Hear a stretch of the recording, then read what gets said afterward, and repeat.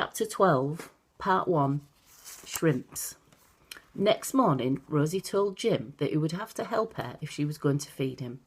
She tied an old sack over his shoulders to disguise the warehouse clothes in case the police saw him. "You'll have to keep moving, Jim, same as me," she warned him. "If the bobbies see me standing still, they'll soon pack me off as well.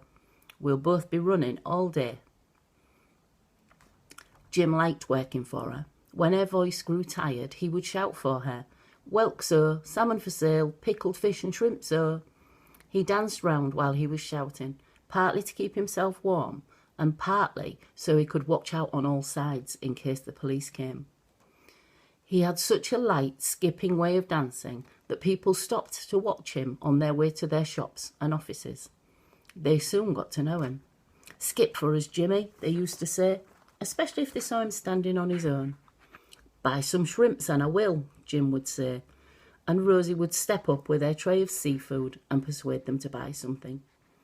While they were eating, Jim would dance for them, and he would close his eyes, close out the street, and close out the faces of all the strangers.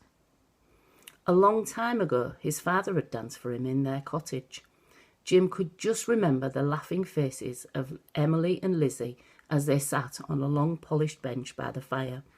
He had been a very small boy then. He remembered clapping his hands and shouting as his father danced, and the faster his father danced, the more the flames in the fire had danced, like wild yellow spirits.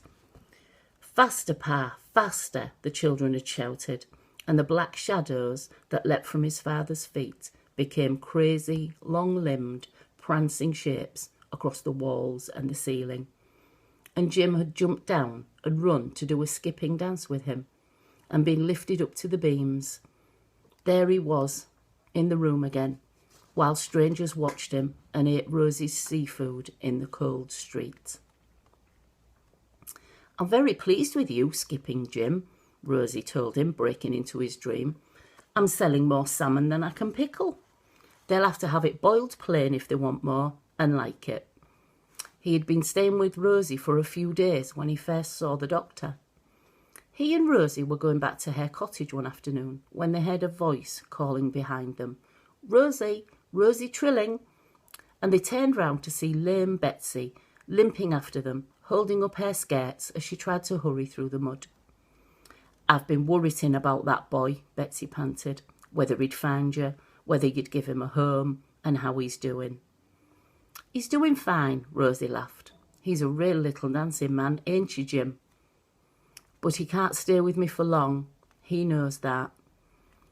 I'm in mortal fear of my grandfather finding him and throwing us both out. You know what he's like, Betsy." Betsy stuffed her loose hair back under her cap. "Well, I've got a fine plan."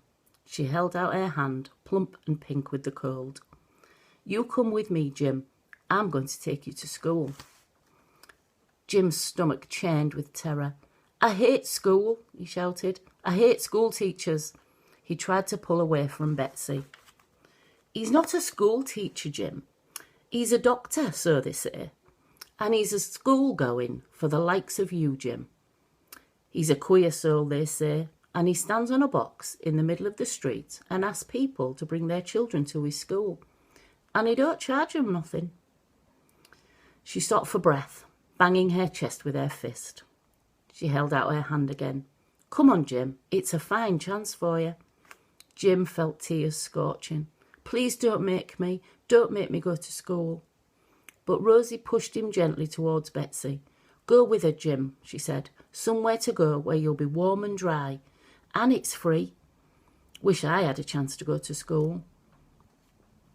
"But I want to help you, Rosie," Jim had called out, but Rosie hurried away from them. Betsy pulled him along with her, squeezing out comforting words between her wheezy breathings. "You'll hear Bible stories, I should think, and lots of nice hymns. I don't want you getting into bad ways, Jim, just 'cause you ain't got no mother or father. Just look at that crowd. That'll be him, talking now." Betsy pushed Jim to the front of the staring crowd. A thin man with spectacles and fluffy side whiskers was standing on a box, turning from side to side. He spoke in a light, soft voice with an Irish accent which Jim could hardly understand. Some of the people watching him were laughing, and a group of ragged boys were jeering. The man didn't seem to hear them, but just kept on talking in his gentle voice. Jim strained to hear what he was saying, and then caught the words he dreaded. It was almost as if he'd been hauled by the scruff of his neck into the long, dim schoolroom in the workhouse, with Mr. Barrack slicing the air with his whistling rope. "God is love," said the doctor. "God is good." "No, he ain't," Jim shouted. "He ain't good to me." Everybody broke into roaring laughter and shouts, and one of the boys on the corner picked up a lump of mud and flung it at the doctor. It landed with a splash across his face, stopping up his mouth as he opened it to speak again. The doctor coughed and wiped his mouth on his sleeve. He was jostled off his crate. He pushed his way through the crowd, struggling to keep his hat on his head. As he passed Jim, he looked at him just for a second. And what Jim saw in his eyes wasn't anger or reproach, but sadness. Jim turned away. Betsy was wiping her eyes on her sleeve. "Go on, Jim," she laughed. "Back to your Rosie, you vagabond. There's not much you don't know." Jim raced off through the alleyway to find Rosie. He was followed by some of the boys from the crowd. "Hey, Skipping Jim," they yelled. "Wait for us." But Jim didn't stop until he'd found Rosie again. The boys panted up to him, cuffing him lightly with their fists to show that they wanted to be friends. "Come on, Skipping Jim, dance for us," they shouted. And they stood about in their tattered clothes, hugging themselves against the cold, while Jim capered round to make them laugh. "You'll soon wear those boots out," Rosie warned. "Save your dancing for the proper customers." But Jim wanted to dance for the boys. They didn't often laugh. There wasn't much for them to laugh at. He was always too shy to talk to them. But after that day, when he had made them laugh at the doctors, they often came round to watch him dance in the streets. One of them was a red-haired, perky sort of boy. He reminded Jim of Tip, just a bit. His hair was bright and untidy, and it poked out of the holes in the cap he wore on the side of his head.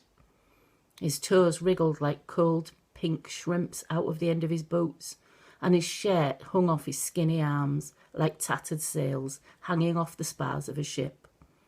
He made a sort of living selling bootlaces.